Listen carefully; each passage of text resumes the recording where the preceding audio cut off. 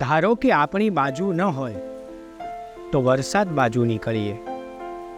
ધારો કે આપણી બાજુ ન હોય તો વરસાદ બાજુ નીકળીએ. મનને મનાવવાનું મૂકી દઈને રૂબરૂમાં મળવાનું કરીએ.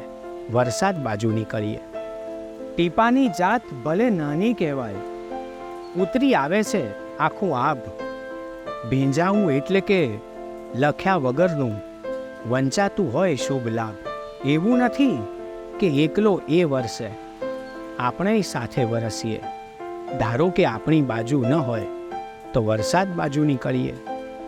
ટેરવાને અડકે એ આંસુ કહેવાય, એની ખબર પડે જ્યારે કોરું ચોમાસું પણ ભીનું લાગે.